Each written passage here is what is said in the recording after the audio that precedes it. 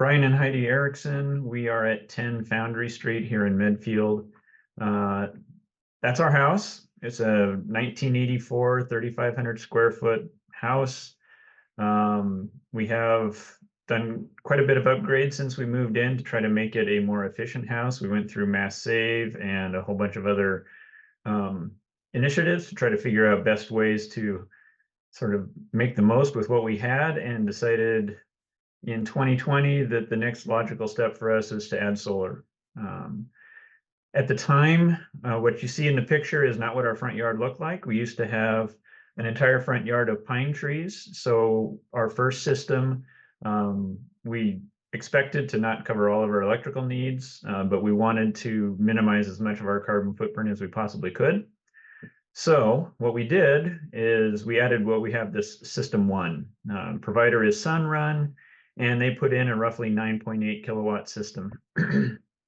We decided that we were already doing some landscape work. We took all the trees out of our front yard, which gave us significantly better production from our existing system and justified adding a second one. So between the two, we're now at almost 14 kilowatt hours, which does a remarkable job in covering what's probably a pretty heavy electrical usage now, electrical heat pumps and everything else that go along with it. So our goal was to go as much internally generated solar as we possibly could. Our system is leased. That made the most sense for us, but we do have the option to purchase, and we've been thinking about doing that now that we've got both systems in place. If we were to have purchased at the outset, it would have been about a 10-year break even. And with both of our kids having moved out, we didn't know if 10-year break even made sense. Were we going to downsize or whatnot? We haven't decided to do that, so 10 years even now might make sense for us to do. So at the time, there were no massive tax incentives that were available, and that also changes some of the math. The two charts on the side show the typical production profile that we've got. You can see, obviously, in the winter months, the production isn't nearly as strong as it is in the spring and summer, but that's worked quite well for us. And then you can see that we added this new system. It just came online in September, so we have another month there. What we decided, the reason we decided to do this first and foremost is that it was a much more carbon efficient way of powering our home. Secondarily, it was less expensive. Our average kilowatt hour charge through both the Sunrun leased systems is roughly 23 cents per kilowatt hour. Anything that we generate in excess of our use goes to Sunrun, so we don't get to bank that. That's the difference between the lease and the purchase. And then anything that we use over and above what we generate, we use at Eversource rates.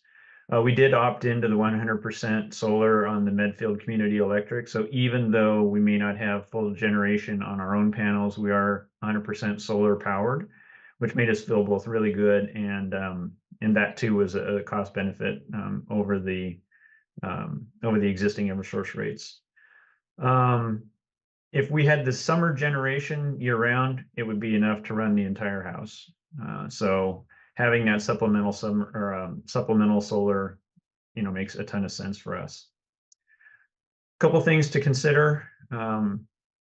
Even though the systems and the vendors have gotten better, there will still be a lot of delays. The first set of delays we experienced were because of COVID.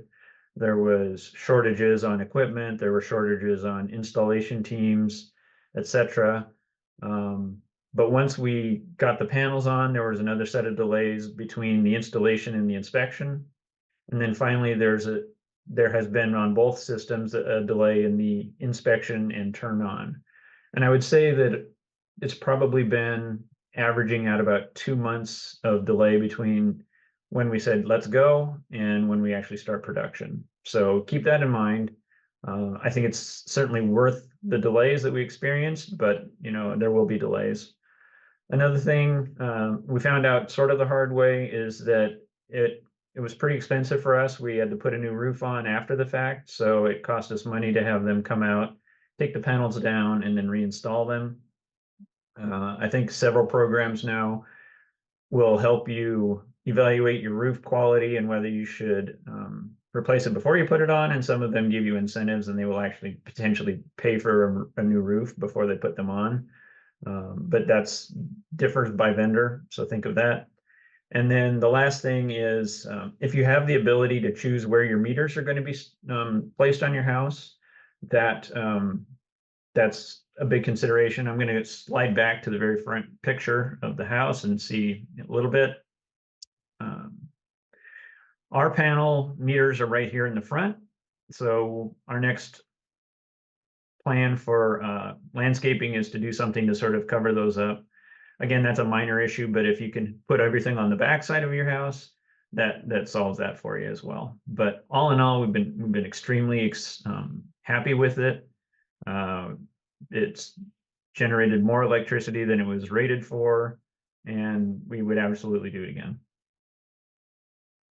And that's it. Fantastic. Thank you so much.